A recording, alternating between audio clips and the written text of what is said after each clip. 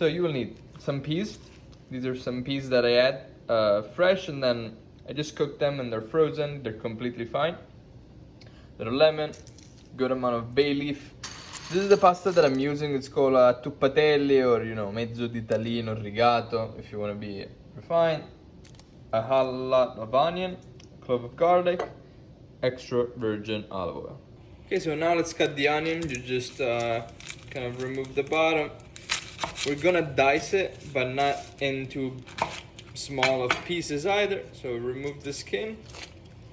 Very simple. You can use as little or as much as you want. I like this pasta to be very heavy of onions, just because it's really gonna enrich it. Okay, and now you just simply just chop it in pretty big pieces, just like that.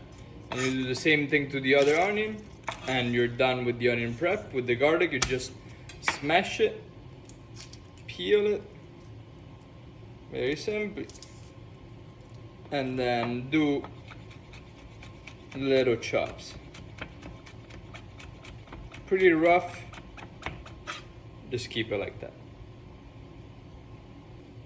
Okay, so just take your onions. All you want to do is 1 centimeter slices, just this way. Then you cut it down, about an inch, same thing. And then just give it a very rough chop. The onions with the garlic already chopped up. We have the bay leaf. So what we're gonna do is take our olive oil in a saucepan, cover all the bottom up while it's heating up, and just put our onions and garlic. Just let it sweat, and our bay leaf. And the oil doesn't have to be hot. You want to sweat these stuff. You don't want to give them too much color.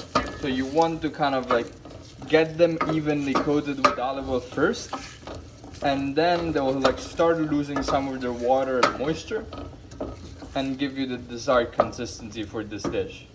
In the meantime, the water is boiling. Just simply go ahead and put your water and cook it very al dente. Okay, very simply, just season your pasta water, put a cover on it so that it catches up when it boils, and always make sure towards the beginning you stir it around and you cook this very al dente. In the meantime, as you can see, the onions are not caramelizing or anything. They're losing a lot of their water and their juice. Okay, move them around. Season them just with some sea salt, and then go very heavy with the pepper, and you want to make sure you're in a pretty thick grind.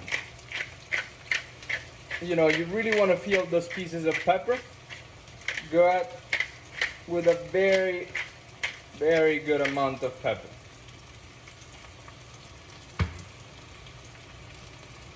Okay, so you see where we are. The onion is releasing a lot of water, but it's starting just a little bit to fry up. You have a lot of pepper. Your pasta, your ditalini is boiling. You can use any small pasta, that's completely fine. And then at this point, we're just gonna go ahead with our peas. We put them in, season them with just a little bit of sea salt, and kind of fold them in with our onions. Very, very gently. And then we take some of the pasta water, we give it a splash, and we just cook it for 2-3 more minutes, and then we shut it off. Okay? At this point, as you can see, the pasta is very al dente. So it's cooked, but it's still very hard. But because it's very liquid, we want to finish cooking it with the peas. So we drain it and we put it with the peas. Save a good amount of the pasta water. And at this point, we have the pasta in this very liquid broth. Finish to cook it with the peas. So we want to go ahead and cook it a little more. Just keep it the way it is. You know, nothing is gonna go bad. Now, this little sprinkle that I added, just a little nutmeg. It's a whole nutmeg. You know, you can already buy the powdered one, but it's always better you get the oil and then you just grate some on top while the pasta is finished to cook. At this point, the Ditalino is almost cooked, but we still want it al dente. We shut it off and we just put it aside. We want this is like a summer pasta that you want to eat a little brothy, but it has to be cold. So, traditionally, you would have to wait a good 40 minutes until everything comes together, you know, and it's cooled off. You can just put a couple of cubes of ice, no one will notice, and just cool it off. And if you want to eat it at the moment, you know, the ice is just gonna cool it off. It's not a pasta that you need to do mantecatura. You want to keep it just like this and kind of like let it sit for now with the ice, like probably 10 minutes. Okay, now the pasta is almost at room temperature.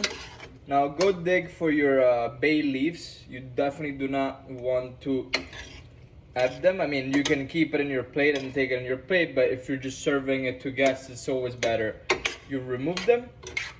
So you just give it another stir.